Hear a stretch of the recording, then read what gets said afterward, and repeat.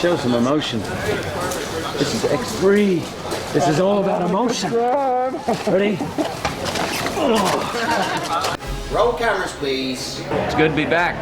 3, 2, 1, action! There's a lot going on. There's a great story. It's very emotional this time around.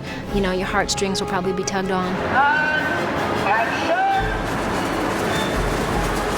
Let's meet up with the old chums and get together and do it again. So I think it's very much in that spirit that I'm back. I still don't know why I'm here. Fundamentally, we come back with the same group of people to produce yet another story. It is, you know, almost like summer camp. We're all here, we're all doing something we love. It's true, yeah. I get the suit and everything, so it's pretty cool. I get to come to work and fly all day. It's a good job. The first film, it was a great experience, and then the second film came around and it was a little easier because everyone was sort of comfortable in their suits and everyone was friends and it was a big family. And now it just keeps getting easier and easier as we go along. I look at them and I think, these are my guys. You've grown up so well, you've turned out so nicely. It's a fairy tale for grown-ups. It's time for another X-Men movie because it's been 3 years since the last one. And if we'd waited any longer, there would have been riots in the streets, as far as I'm concerned.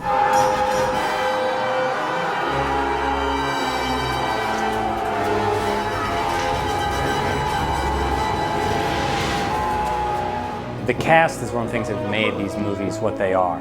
And the importance of having each of them back in this movie was a given. We needed all of the players back. And luckily we have them all and we've added to them. But, you know, having Hugh and Hallie and Patrick and Ian and Anna and Jimmy and Famke and the list goes on, really helped solidify it in the universe that we've been telling these stories. The camera's going to be up, it's going to be back, it's going to be his point of view, it's going to be kind of up to here. This is like a dream come true. I'm here working with some of the greatest actors in the world, some of the most beautiful actors in the world. I mean, Halle Berry, Rebecca Romaine, Famke Janssen. I'm like a kid in a candy store. It's the greatest experience of my life. My name is Famke. Famke. I can't say that. Famke. Try it. Try it with me. Famke. I'm able to experiment and to try things and to have fun and create something that is different than anything I'd ever done before. And then we'll do a piece here. Brett has a lot of energy, and the movie is in keeping with 1 and 2. He did not make it a different movie, otherwise it wouldn't have worked. Low shot. People are rushing by, crossing, foreground. I think he went for the dramatic, you know, to make the story personally complicated, and we didn't have that before, trying to make it as kinetic and visceral as possible. Camera's here, running, we're running with it, look. Go. Brett brings energy and humor and excitement and creative energy to the process of making this film. Boom, we catch him here, we start to go, boom, we're here. We're not all the way here because we're on them. Bryan brought his own energy in the first 2 movies, and that was wonderful, and Brett brings a little different kind of energy. And the guy just is always going and going and going, and sometimes I don't know, you know, I see him at 6 in the morning after we've been working for 12 hours, and he's still the same as when we first started. It's a big thing to come on such a huge movie with a big past that Bryan had so successfully established and really take it and make it his own. Bryan did a fantastic job at establishing the tone of this world, and the characters and the actors are just kind of helping me to keep it consistent throughout. Maybe you try to pull her across you and you kind of bump into each other, and that makes you guys stop. Working with Hugh Jackman and Ian McKellen and Patrick Stewart and Famke and Rebecca Romaine, they've done this before. They've lived these characters. And so they help me with the rules. You know, they come in there and they go, but Brett, Mystique wouldn't do this because of this and this and this. I go, okay, well, let's try this. Do it naturally the way you would do it instead of me telling you like 2 and then 1. He makes making a movie fun, and he makes the actors better because they have that energy and they really want to perform for him. And go. He's just an incredibly collaborative guy.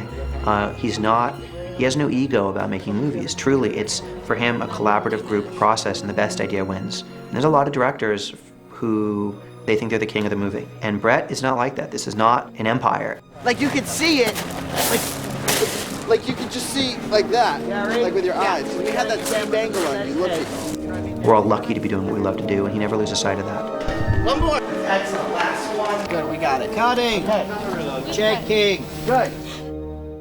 When we started Marvel, We always tried to get characters that were believable, relatable, and in order to get those kind of characters, they have to seem like real people.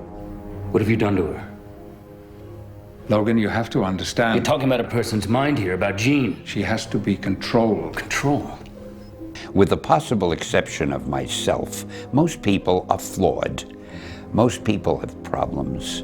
Most people, besides what their actual occupation is, there are other things that worry them. I don't have to be psychic to see that something's bothering you. In the village where I grew up, when droughts were at their worst, I brought rain. My powers were seen as a gift. So, in the characters that I wrote about, I tried to give them that extra dimension of problems in their personal lives. But here we keep our gifts a secret.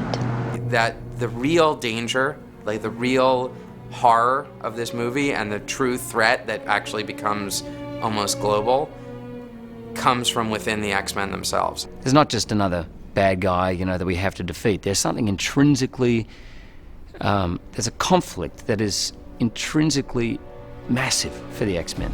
Magneto's not the problem, at least not our most pressing one.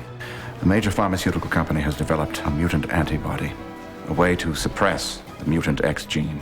Suppress? Permanently. They're calling it a cure. And you know, the cure is the plot line of the movie, there's no question. But that's not the threat to the X-Men. The threat is not, will we be cured? The threat is the response to that cure. Well, that's ridiculous. You can't cure being a mutant. Well, scientifically speaking. Since when did we become a disease? We are admitting then, if we take this cure, that something is wrong with us and that we're not whole individuals and sort of worthy of being a part of the society the way we are. And to take the cure, to me, would totally send the wrong message.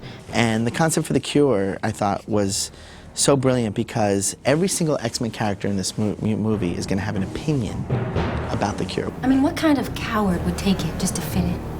Is it cowardice to save oneself from persecution?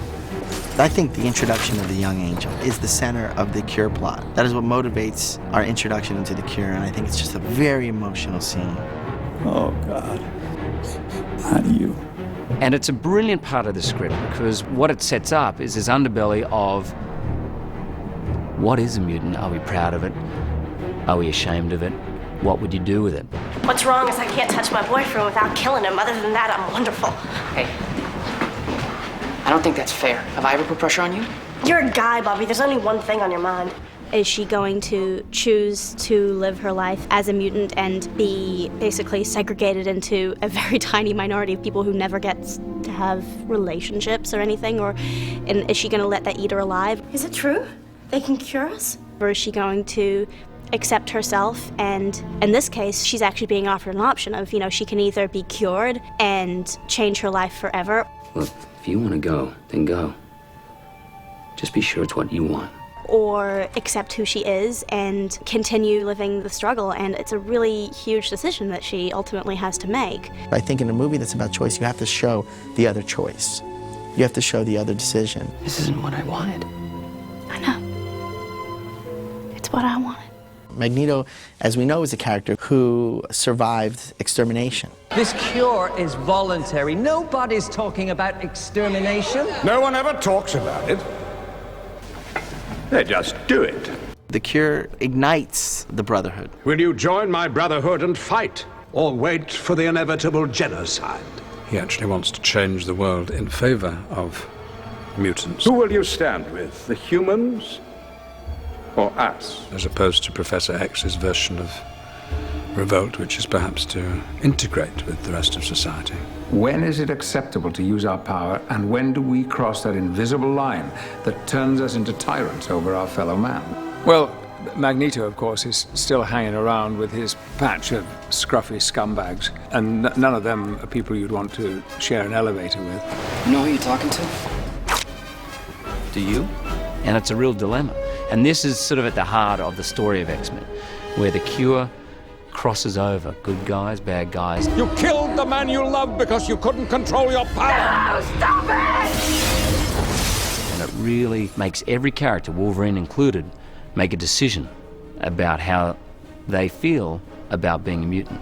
They can't cure us. You want to know why? Because there's nothing to cure. I think